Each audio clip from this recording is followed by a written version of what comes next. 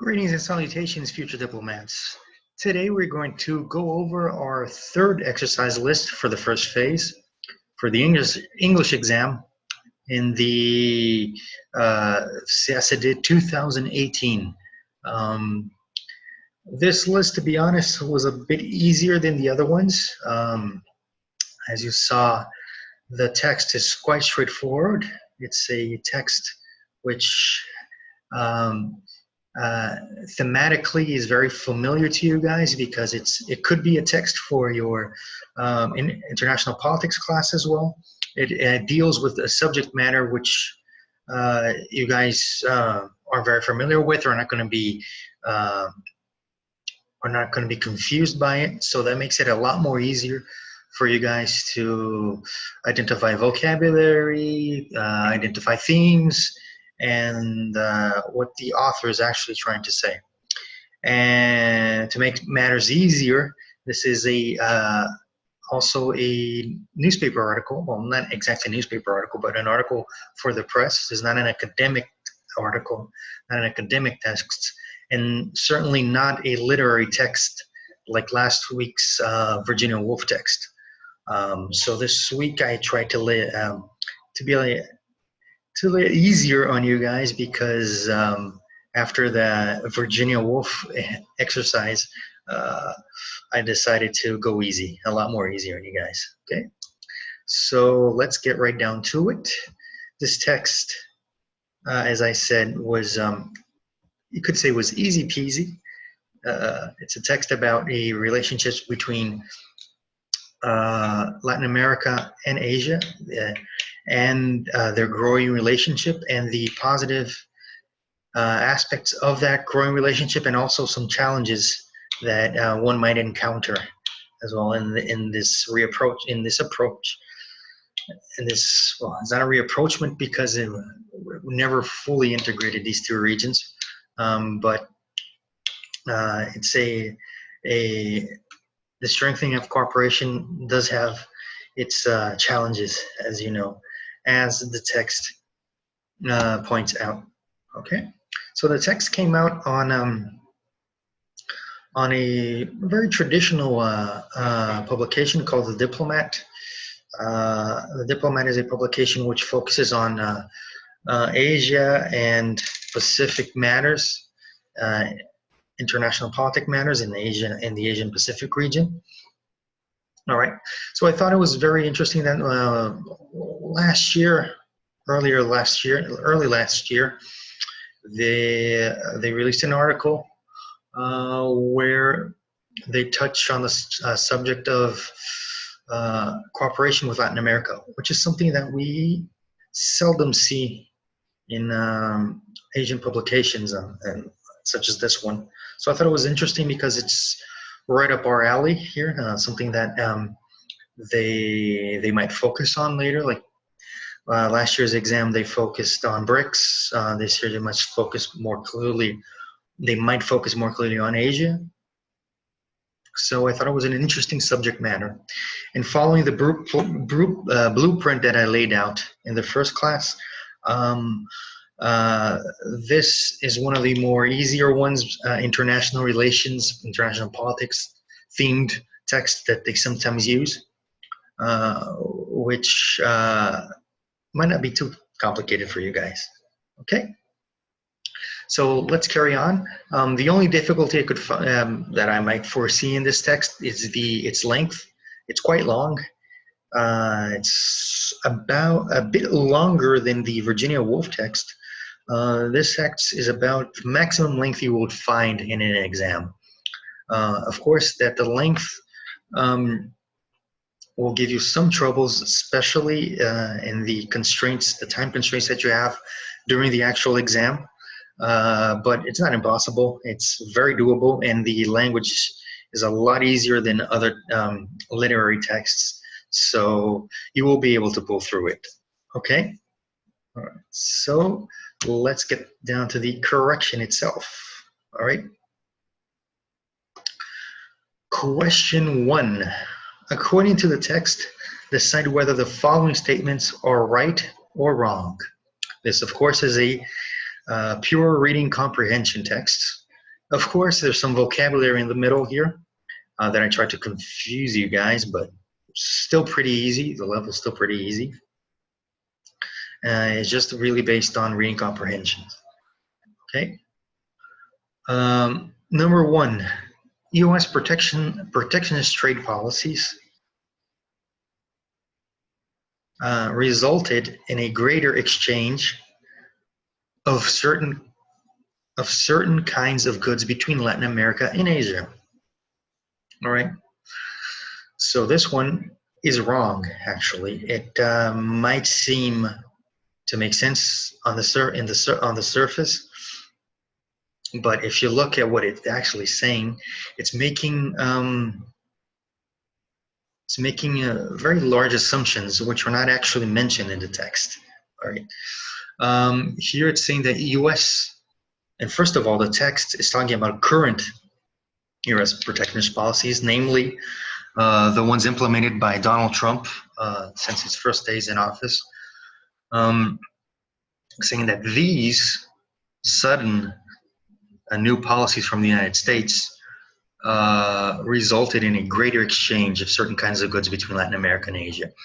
As you can see clearly in the text, as it says, if you go back to the text, there you will see that this is a process that has been going on for at least a decade now.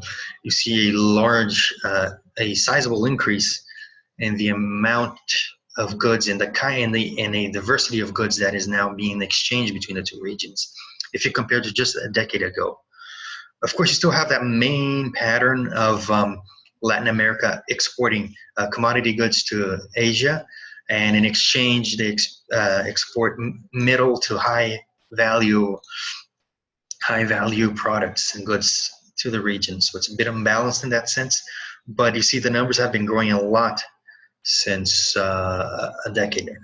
So this relationship hasn't been strengthening because of U.S. protectionist policies, which in the text, these protectionist policies, he's actually talking about Trump's protectionist policies and not protectionist policies from the past. But regardless of that, it's not U.S. Protectionist policies which are the main reason for a growing commercial exchange between Latin America and Asia. Okay. Right, so let's move on to number two. The comparatively lower levels of industrialization in Latin America may hinder further by regional cooperation. And this is incorrect also. It's actually quite the opposite, even though it's not said directly there in the text.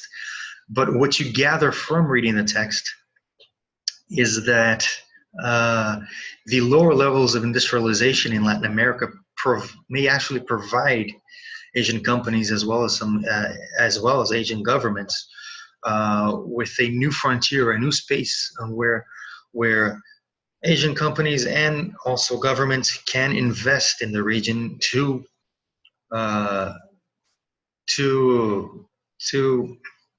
strengthen the economies of countries in Latin America. Also, so they can use this gap in order to further their interests here.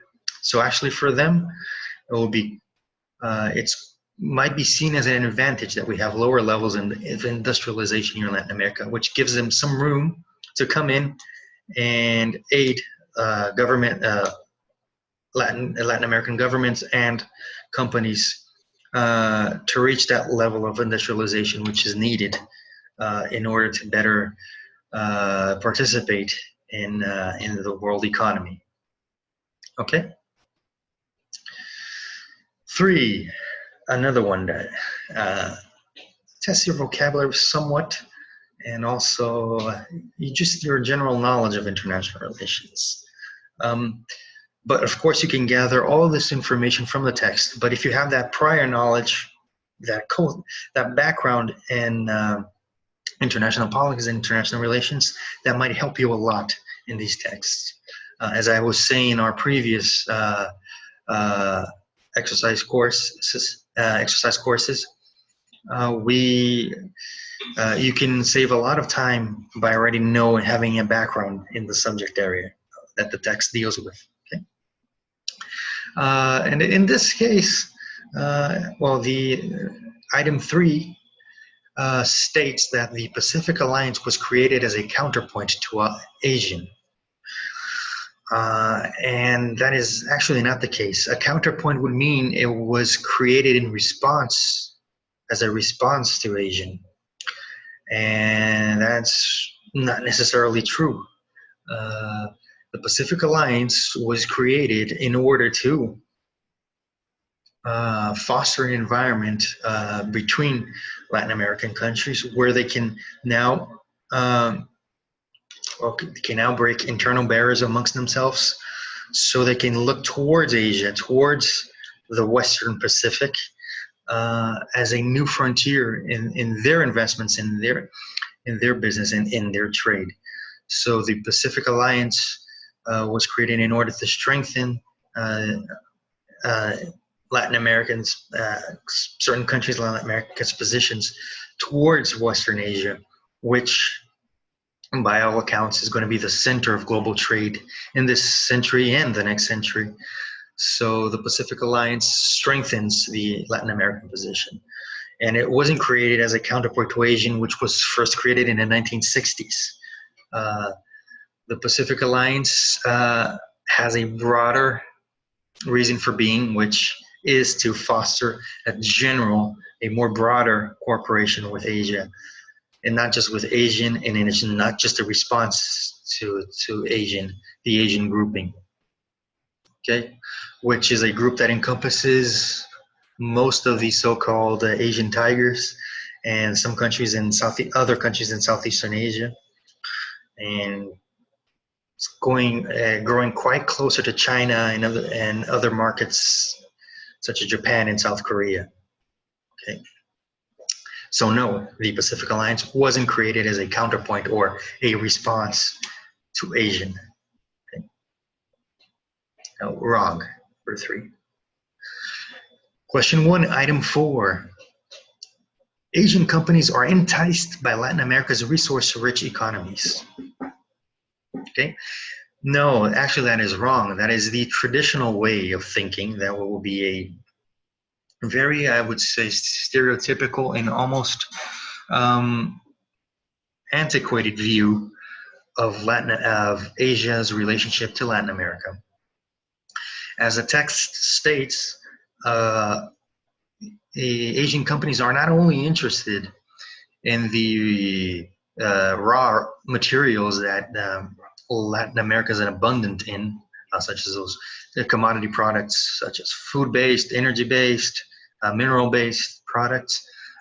Asian companies are also very interested in the consumer market in order to sell their industrialized goods and their consumer goods here in Latin America.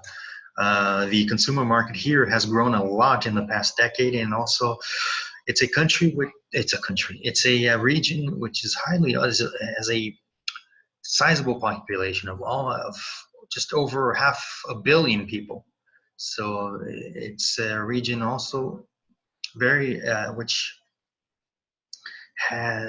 can conjure up a lot of interest from Asian companies in order to supply this new consumer market, which with a growing middle class with their own consumer goods. Okay, so that's why this is incorrect, this item here. So in question 1, all of the items are incorrect. Okay. Moving on to question 2 here. And this one, I draw the focus a little bit more on Latin America and the challenges that Latin America faces in order to increase cooperation with Asia and to increase cooperation in a way that will benefit the region. All right. So question 2. In relation to Latin America's challenges in integrating with Asian markets, decide whether the following statements are right or wrong. Asian private companies are a tad bit reluctant to bear the burden of revamping Latin America's trade infrastructure. Right, this one was a bit vocab heavy. I was just trying to cause a little discomfort in you guys, but it's a very straightforward question as well. It says, if we change the wording a little bit, it says that Asian countries are not as willing to invest here because they are afraid to be, they're afraid to have the responsibility of building up Latin America's infrastructure, logistic infrastructure, and all these infrastructures with the which are lacking here in the region. And in the text, it doesn't say that. It says it's especially Asian governments and also some big companies are very willing to invest in infrastructure here in Latin America because they see that if they invest in these infrastructures, for one, they will have a lot of power in the market because they were the ones who built the infrastructure. So they would have almost exclusive access to the market. And second, this is a precondition for them to invest here. And because without investing it, they're going to lose a lot of profits with the infrastructure hurdles that we have in the region now. So basically, they want to kill two birds with one stone. They want to make trade more efficient with the region, so they can grow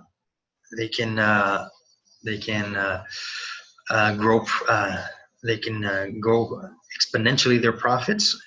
And second, they want to have a direct control over the infrastructure. Well, direct control.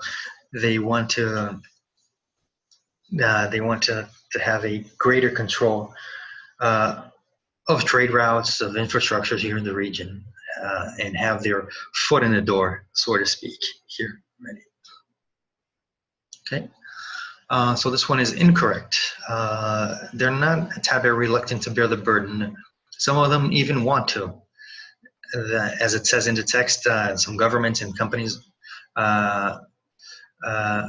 might want to heavily invest in infrastructure in the region, as, for example, the Chinese are doing in Africa. Okay. Item number 2. Even though the Asian markets are profitable, excuse me, just 1 second here. Let's see if it's recording. Okay, no problem. We are recording. Okay, even though the Asian markets may be profitable for Latin American companies, the Latin American companies are not too keen on expanding their business to those neck of the woods, a nice little expression there you can use in a composition or something, given the geographic and cultural abyss which exists between the regions. And that is incorrect.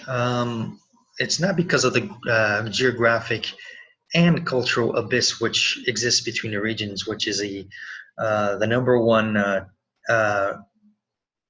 challenge that Latin American companies face. The number one challenge is this competitiveness of these companies in Asia. And it's something which Latin American governments need to foster competitive companies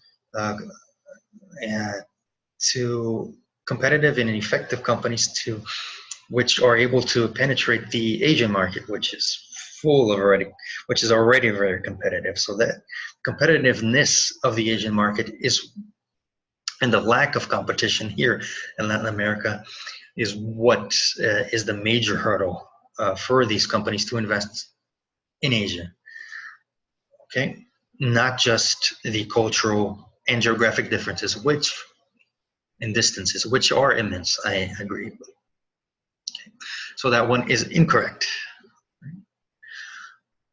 Item 3, governments in Latin America see eye to eye, another expression, on interregional cooperation matters. Okay, and this text is another one that extrapolates what is said in the text. This text only says that governments in the region are favorable to more integration um, with Asia, and even quotes the Colombian representative there, citing the Pacific Alliance. Pacific Alliance's objective to be a conduit for this cooperation.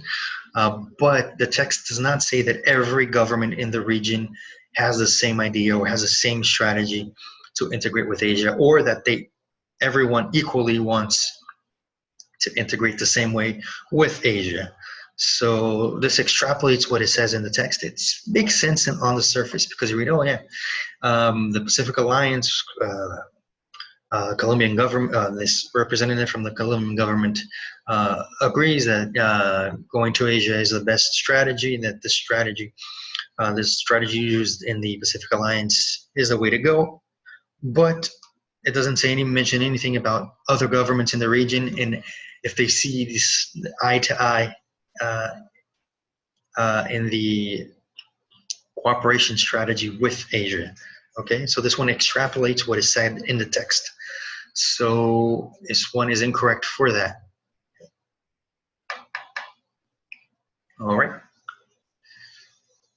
Number 4. In order to make most of this growing relationship with Asian markets, governments in Latin America must first peer into their domestic strifes. And this one, was just trying to trick you a little bit with the vocabulary, but this one is correct, very easy. This is said towards the end of the text. The author does say that this is one of the problems that Latin America must face first before they go into more adventurous strategies towards Asia. They must first look in to their countries and resolve their internal domestic conflicts and their internal domestic economies to then be healthy enough to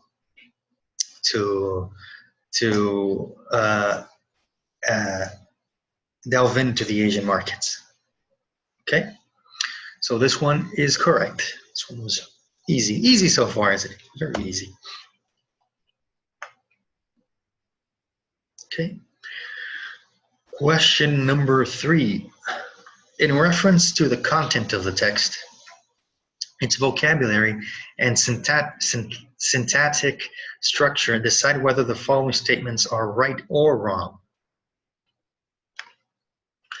The use of the word embers is an attempt by the author to convey the idea that the bi-regional relationship is akin to, a bit incorrect here,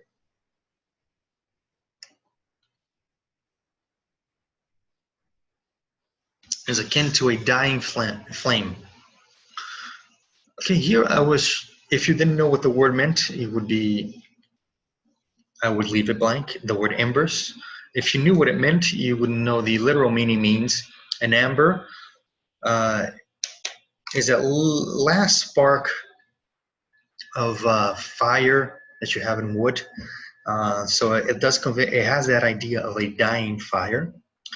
But in this case, in the text, what he's showing there is the exact opposite. An ember, or it could be like in Portuguese you would say brasa, a little bit, could also mean that a fire is starting up as well. So in the text, what he's saying is that now you find some indicators that Latin America has great potential for Asian markets. So now you're seeing few examples of few countries and few situations where you see that there is an economy that is dynamic enough with a market large enough for Asian companies and governments to invest in it and to seek further integration. So he was trying to give you the opposite ideas, not of a dying flame, but a flame. You see sparks coming up. So she's seeing some indicators that in the future it's going to be a very profitable relationship. So this is So this item is incorrect. It's exactly the opposite. He's seeing the beginnings of a very fruitful cooperation in the future. Okay.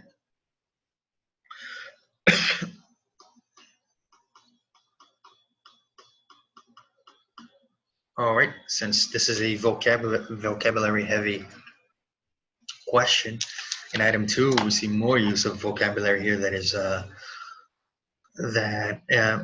is warranted of you. All right, so number 2, the following sentence, since Latin American countries have generated less income from commodities, their purchasing power has declined in tandem, widening the trade deficit. Could be rewritten as, since Latin American countries have generated less income from commodities, their purchasing power has declined at the same time, widening the trade deficit without affecting its meaning. And this is correct. The word in tandem means occurs simultaneously, at the same time, at the same moment, or in conjunction with. So in tandem is an expression that's used always. In tandem also means, in tandem means when something is glued to another, it's connected like a rope or something. It's in tandem. So it does have that same meaning of something happening simultaneously. So this one is pretty clear cut. It's correct. All right. Another use here, another expression. The use of idioms such as pan out reveals the somewhat informal nature of the article. All right, he does use the pan out idiom. And in this case, he says if the TPP, if it does not pan out, maybe the Pacific Alliance is a solution. And the growing ties with Asia through the Pacific Alliance would be a solution.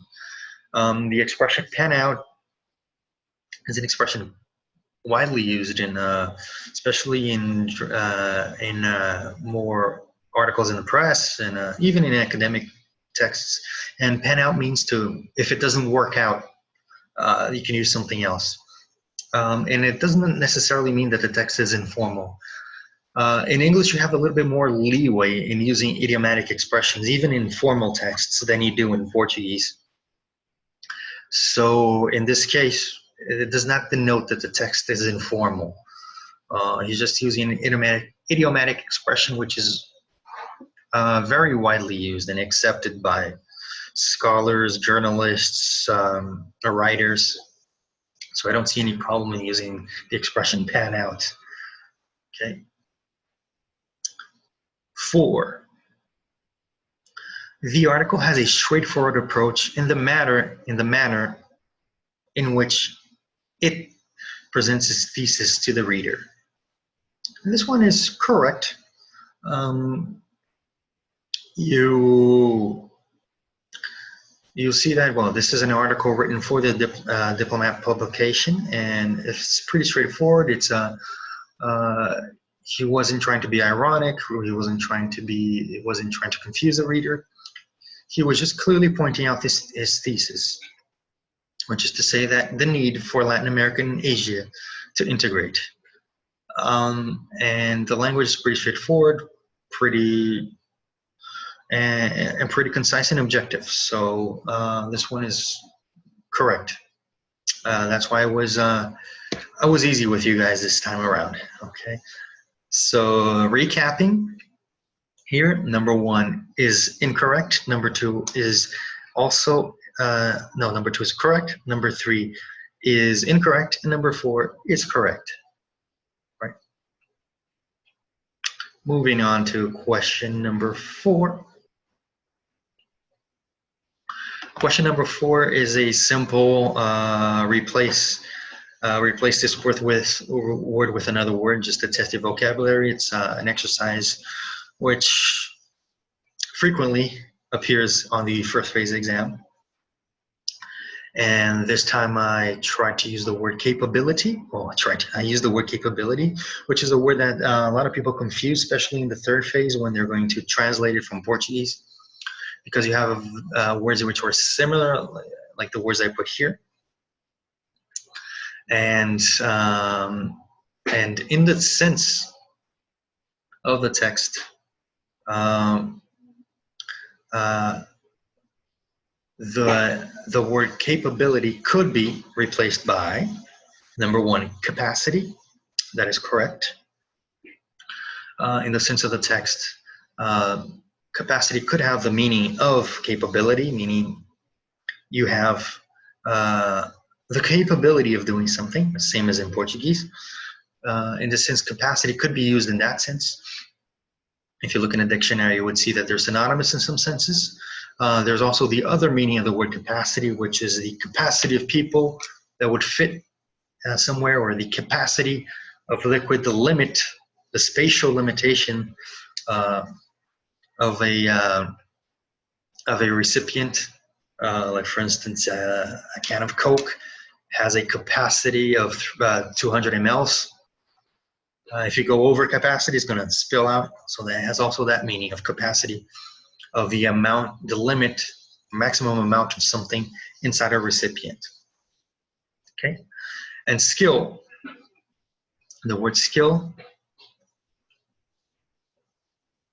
The word skill could also be used in that sense here. Of course, it has other meanings as well, but skill in the sense of the text says it could be replaced. If we look back here in the text, I'll show you.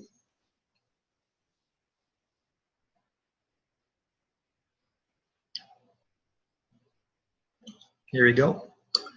Asian businesses that have evolved and upgraded their competitiveness and capabilities can supply the technology. Okay, so their capabilities could be exchanged for their skills in this sense, because it's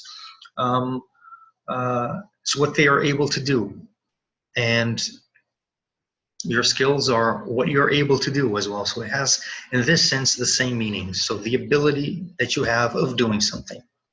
Okay. If you look in the dictionary as well, you will see that one of the synonyms for skill is capability. So it's the ability for you to do something, and it does have that meaning. Okay, going back here, also the ability, as I was saying, to be able to do something is your ability to do something. So in this case as well, in this context, because they also have other meanings, I would suggest you go to the dictionary, because this is a word that they usually we usually see in a text for you to translate in the third phase, and they usually try to play with the Portuguese word, but they sound the same. Like for instance, ability and skill, you might translate to habilidade, and you would see that sometimes they have a different meaning. So I would suggest you go to the dictionary, go over these words, and see the different types of meanings that these words could have. Depending on the situation, they might have on the context, they might have a different meaning. Okay. And number 4, gumption, which is a word you might want to use in a composition as well for the third phase. For the second phase now, I'm sorry. I'm just used to English being in the third phase, but it's the second phase now. And gumption is your will to do something, which is different from your ability to do something. So this one is incorrect. It cannot be replaced, because you might have the will, you might want to wish to do something, but you're not able to do it. You're not able physically to do it. Okay, I wish to fly, but I'm not able to. Okay, so they have different meanings. All right, so gumption is not a proper, suitable replacement for capability. Okay, so now we're back to text, which moving on to text 2. This text, we're back now to the questions that were on the 2016 exam, and this is a shorter text. I didn't want to give you guys too long texts; it would be too much. But here we have an extra question. We have question 6. Usually we go up to question 5. This time around, I threw in a extra one, because I think some of them, the first one was a bit too easy, so I threw in an extra question for you guys. right? And this is another question talking about the diplomatic career itself, and in this case about public diplomacy and how diplomacy is changing and shifting into this new era, and how public diplomacy is an integral part of this change. Okay. So here we go. Number 1. Considering the content of text 2, decide whether the following statements are right or wrong. Okay. Here we go. U.S. educational and cultural exchange programs have been in place for over 60 years.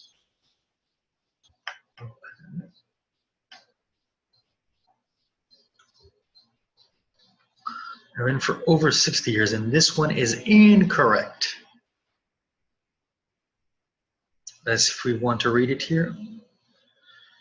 The basic instruments of public diplomacy are hardly new. The United States, for example, has conducted an educational and cultural exchange program for almost 60 years.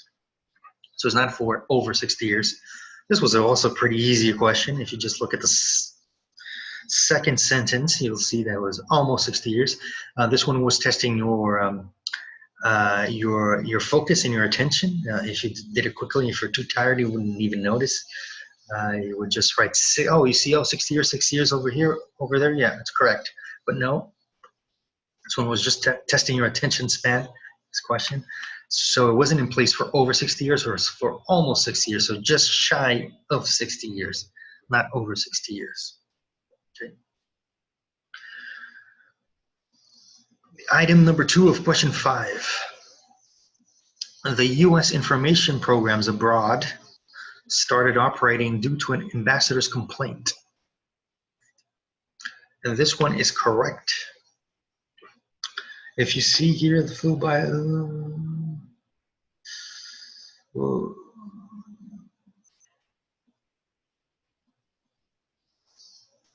here. Similarly, the U.S. information programs overseas have a long pedigree, long tradition. The Daily Washington File, formerly the Wireless File, began in operation in the State Department in 1935 after an ambassador complained that the slow distribution of official information was about as useful as a Roman ruin in a fast-changing world. All right, so it was a relic, the system that they used before. So after his complaint, the U.S. State Department decided to change its information programs and provide a faster, newer information program. Okay, so this one is correct. This is a pretty straightforward interpretation, reading interpretation exercise. As you can see, it's not impossible. Of course, we only pay attention to the harder questions, but if you look at the exam objectively, you'll see there are a lot of easy questions. Okay. Number 3, the basic instrument of public diplomacy have practically remained the same. Okay. This one is correct. If we look here,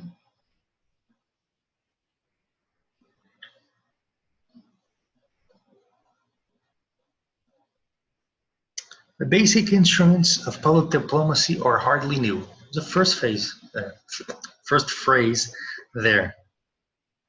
Okay, the basic instruments of public diplomacy have practically remained the same. They have here they're hardly new. So basically, they have been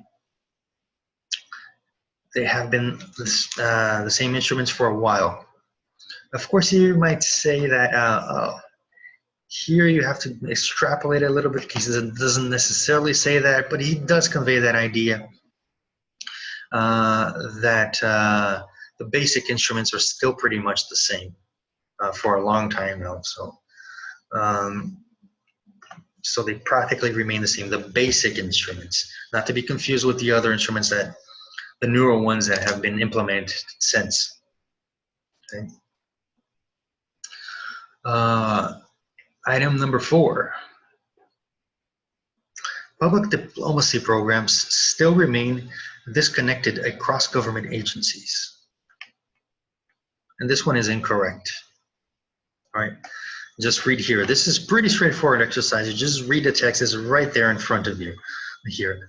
Once administered by the U.S. information agencies, the public diplomacy programs, once administered by the U.S. information agency, are now integrated into the Department of State under the Under Secretary for Public Diplomacy and Public Affairs. Moreover, public diplomacy officers serve in each of the department's regional and functional bureaus and in public affairs sections of the embassies. So it's very integrated from top to bottom, as they're saying here. It's not disconnected across government agencies. Okay, you cannot make that assumption here. It's not. And also here, they're talking about the U.S. State Department here. Moreover, you can't even make that assumption from other agencies, which is or not mentioned here. So you don't know if they're still disconnected across government agencies. All right, so this one is incorrect. So recapping, question 5. First one wrong, second one right, third one right, fourth one wrong. Okay. And now last but not least, question number 6, or extra question here. Decide whether the statements below are right or wrong according to the ideas and information of text 2. Item number 1. Integration is bigger than any other internal change. Okay, and number 1 is correct. Let's go back to the text here. In recent months, the biggest internal change, of course, has been integration. Questions right there.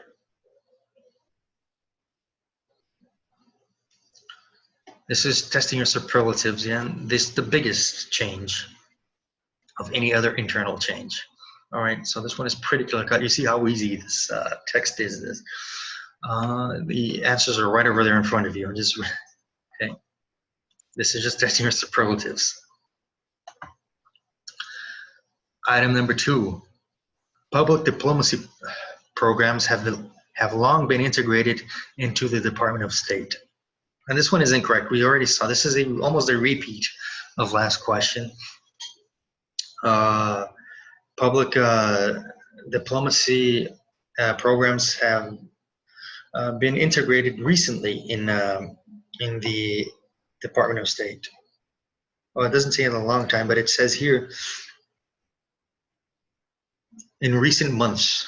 So it hasn't been long since this integration. If you read here, this is the part here where it talks about integration. It hasn't been long. It has been in recent months. All right. Question 6, item 3. Public diplomacy officers serve either in departments,